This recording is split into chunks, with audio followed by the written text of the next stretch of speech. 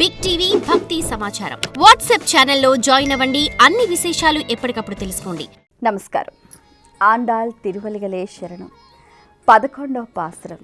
கற்றுக்கரவை களங்கள் பலக்கரந்த ஷெற்றார் திரளலையச்சென்று செருச்செய்யும் குற்றமொன்றில்லாத கோவலர்த்தம் போர்க்கோடியே புற்றரவல்குல் புனமேலே போதராய் சுற்றத்து தோழிமா எல்லாரும் வந்த நன்முற்றம் புகந்து முகில் வண்ணான் பேர்பாட சிற்றாதே பேசாதே செல்வி பெண்டாட்டி నీ ఎట్టు కురంగం పొరులేలో ఎంబావాయ్. ఈ పాసురంలో ఆండాళ్ తల్లి ఒక గోపికను తాను ఎటువంటి వంశంలో జన్మించింది, ఎటువంటి గుణగణాలు కలిగినది, ఎటువంటి శక్తి సామర్థ్యాలు కలది అన్నది కూడా చాలా అద్భుతంగా వర్ణిస్తూ ఉంటుంది. ఏమిటంటే ఆవు దూడలు కలిగిన వారైనను, అలాగే దూడల వలె లేత వయసులో ఉన్నవారైనను, దూడల పాలు పితుకు వారైనను కూడా శత్రువులు వచ్చినా కూడా వాళ్ళని ఎదుర్కొని ధైర్యంతో జీవనాన్ని సాగిస్తూ ఉన్న నందగోప కులంలో పుట్టిన ఓ బంగారు తీగ, నీకై మేము వేచి ఉన్నాము, లేచి రావమ్మా అంటూ కూడా పిలుస్తూ ఉన్నారు. ఇంకా ఆమెను ఎలా వర్ణిస్తున్నారు అని అంటే, పుట్టలోని పాము పడగ వలె నితంబ భాగం కలిగినదానా, అలాగే అడవిలోని నెమలి తోక వంటి అద్భుతమైన కేశపాసం కలదానా అంటూ కూడా వర్ణిస్తూ ఉంటారు. మరి మేమందరం కూడా గోపకాంతులం, చుట్టుపక్కలంతా కూడా గుమ్మికూడి నీ ఇంటి ముందు వేచి ఉన్నాము, నీవు లేచి రావమ్మా అంటూ కూడా చెప్తూ ఉంటారు. ఆ శ్రీకృష్ణుని గుణగణాలను కీర్తిస్తూ నీలమేఘశ్యాముడైన ఆ శ్రీకృష్ణుణ్ణి సేవిస్తూ భగవన్నామ సంకీర్తన చేస్తూ నీ ఇంటి ముందు నించున్నాము, నీ చెవికి వినపడటం లేదా, మా ఆర్తి మీకు తెలియటం లేదా, మేము స్తుతిస్తున్న ఈ మాటలు నీ చెవికి ఎక్కటం లేదా, ఓ లలనా లేచి రమ్ము, నీకై మేము వేచి ఉన్నాము అంటూ కూడా ఈ పాసురంలో చాలా చక్కగా చెప్తూ ఉంటారనమాట. అయితే ఈ మేలుకొలుపు అనేది ఏమిటి అని అంటే ప్రతి ఒక్కరికి ఉండాల్సింది అనమాట. ఈ 11వ పాసురంలో ఏంటంటే మనకు 5 జ్ఞానేంద్రియాలు, 5 కర్మేంద్రియాలు, ఒక బుద్ధి అన్నమాట. ఇది ఎట్లా అంటే మన మనసుతోటి అన్నమాట. వీటన్నిటినీ కూడా మనం జయించాలి అన్నమాట. అవి ఎలా అంటే ఎంతో చక్కగా ఇప్పుడు ఆ వంశం ఎలాంటి వంశం ఆ గోపిక పుట్టింది అని మీరు వర్ణిస్తూ ఉంటారు. అంటే ఏంటి, ఏ కల్మషం లేదు. అంటే ఇక్కడ మనకు ఆవులు అంటే ఏంటంటే వేదాలు అని భావన చేస్తే, దూడలు అంటే వేదాంగాలు అన్నమాట, పాలు అంటే వాటి సారాంశం, పితుకుట అంటే అందించుట అన్నమాట. అంటే ఈ గోవు నుంచి వచ్చిన పాలను అందరికీ అందించడంలో కూడా ఏంటంటే వేదాంగాల సారాంశాన్ని కూడా అందరికీ అందిస్తున్నాడు. ఎవరు? శ్రీకృష్ణ భగవానుడు అన్నమాట. అయితే ఇక్కడ మనం గమనిస్తే కూడా శత్రువులు అంటే ఏంటి, మనలో ఉన్న కామ క్రోధ లోభ మోహ మదమాశ్చర్యాలు వాటన్నిటినీ కూడా మనం జయిస్తున్నాము. ఎవరి ద్వారా? కృష్ణుడి ద్వారా. అంటే ఏంటి, కృష్ణుడి సాంగత్యం ద్వారా. ఆయన నందగోప కులంలో పుట్టి మనందరికీ కూడా బాగా కావలసిన వాడుగా మన చుట్టూ సంచారం చేస్తున్న ఆ కన్నయ్య మనందరికీ కూడా జ్ఞానోదయం కలిగించే రీతిలో ఎన్నో లీలల్ని ప్రదర్శించాడు కదా. అయితే ఇక్కడ ఆ గోపికని వర్ణిస్తున్నారు, ఓ బంగారు తీగ అని.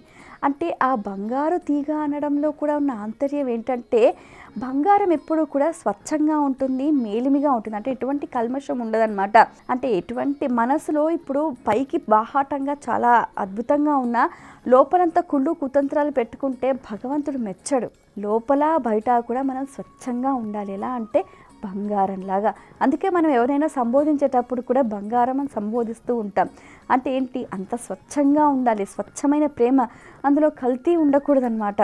అటువంటి ప్రేమమయ స్వభావంతో నిన్ను చేరుకోవటానికి మేమంతా కూడా ఇక్కడ వేచి ఉన్నాము కృష్ణ అంటూ కూడా వాళ్ళు కృష్ణుని ప్రార్థిస్తున్నారు. నీవు కూడా రాలనా అంటూ కూడా ఆమెని ఎంతో వినయంగా వాళ్ళు పిలుస్తూ ఉన్నారు. ఆ పిలవటంలో కూడా చూడండి, పుట్టలోని పాము పడగలాంటి నితంబ శరీర భాగం కలదానా అంటూ కూడా అద్భుతంగా వర్ణిస్తున్నారు. ఇక్కడేంటి, పుట్టలోని నాగుపాము అంటే ఏమిటి, కుండలిని శక్తి. అంటే మనం కృష్ణుణ్ణి ఎప్పుడైతే మనసా వాచా కర్మణ ఆరాధిస్తామో చేస్తున్నామో మన లోపల కుండలిని శక్తి కూడా జాగృతం అవుతుంది అని కూడా ఈ పాసురమందలి భావన అన్నమాట. అలాగే ఇక్కడ మనకు నెమలి తోక వంటి కేశపాశములు కలదానా అని చెప్తూ ఉంటారు. అంటే ఏంటి, సహస్రారకం విచ్చుకుంటుందన్నమాట. ఎప్పుడైతే ఒక వ్యక్తికి మూలాధార శక్తి కుండలిని శక్తి జాగృతమై సహస్రారకం అనేది విచ్చుకుంటుందో వారు ముక్తికి సోపానం, ముక్తికి మార్గానికి వారు ముందున్నట్టు లెక్క అన్నమాట. సో అటువంటి ఇప్పుడు మనం ఏదైనా ఒక పని చేస్తే ప్రతి ఒక్కరు కూడా ప్రతిఫలాన్ని ఆశిస్తూ ఉంటారు.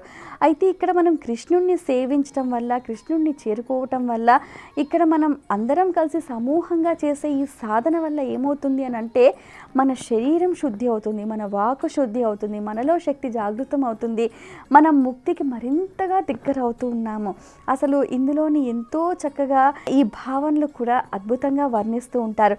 ముఖ్యంగా ఏంటంటే భగవన్నామ సంకీర్తన చేస్తూ ఇక్కడ చుట్టూ కూడా చుట్టాలు పక్కాలు అంటూ కూడా అంటుంటారు. వారంతా ఎవరు, భాగవతోత్తములు, భక్తులు. ఎప్పుడైతే కూడా భగవంతుడి కన్నా కూడా భక్తులు భాగవతోత్తములే చాలా ప్రీతికరములు అనమాట భగవంతుడికి. మనం ఎప్పుడైతే వాళ్ళతో కూడి వాళ్ళ సాన్నిధ్యంలో వారి సహచర్యంతో మనం ఎప్పుడైతే ముందుకు సాగిపోతూ ఉంటామో భగవంతుడికి కూడా ఆ చర్యలు అనేవి ప్రీతికరంగా ఉంటాయన్నమాట. ఎప్పుడైతే భగవంతుడు అలా సంతృష్టి చెందుతాడో మన జన్మ అనేది చరితార్థం అవుతుందన్నమాట. మన కోరికలు నెరవేరుతాయి, మన జన్మ అనేది సార్థకం అవుతుంది. మరి కలియుగంలో భగవన్నామ సంకీర్తన చేస్తే చాలు ఓ వ్యక్తి ఎన్ని పాపాలు చేసినా కూడా పటాపంచలు అయిపోతాయి అని అంటూ ఉంటారు. మరి అటువంటి భగవన్నామ సంకీర్తన మహిమను కూడా ఈ పాసురంలో చాలా చక్కగా చెప్తూ ఉంటారు. మేమంతా కూడా సమూహంగా వచ్చాము, నీ వాకిలి ముందు నించున్నాము, నీకై నిరీక్షిస్తున్నాము, ఓ బంగారు తీగ, ఓ లలన లేచి రావమ్మ అంటూ కూడా ఈ గోపికను ఎంతో చక్కగా వారు మేల్కొల్పుతూ ఉన్నారు. మరి ఈ 11వ పాసురంలో ఉన్న ఈ గోపిక ఎవరు అని అంటే పుదుత్తాళ్వార్ అన్నమాట. నిజంగా చెప్పాలి అంటే మనం ఒక్కొక్క పాసురంలో ఒక్కొక్క గోపికను ఒక్కొక్క భాగవతోత్తమునితోటి మనము అనుసంధానంగా చెప్పుకుంటూ ఉన్నాము. అంటే ఏమిటి, వీళ్ళంతా కూడా పూర్వజన్మలో వారు భగవత్ నిరీక్షణకై, భగవత్ అనుగ్రహానికై తపస్సు చేసి సాధన చేసి మరుజన్మలో గోపికలుగా జన్మ తీసుకున్నవారన్నమాట. అందుకని ఆ పూర్వజన్మ సంస్కారం అనేది, ఆ గుణాలు అనేవి వీరిలో చాలా చక్కగా ప్రతిబింబిస్తూ ఉంటాయి. అందుకనే మనం ఆ రకంగా వారిని ఒకసారి స్మరణ చేస్తున్నాం. భగవంతుని స్మరణ కన్నా కూడా భాగవతోత్తముల స్మరణ అనేది మనకు మరింతగా భగవంతుని చేరుకోవటానికి బాగా ఉపకరిస్తుంది. ఇది ఈ పాశ్రంలోని సారాంశం. స్వస్తి. For more videos like this, subscribe Big TV channel.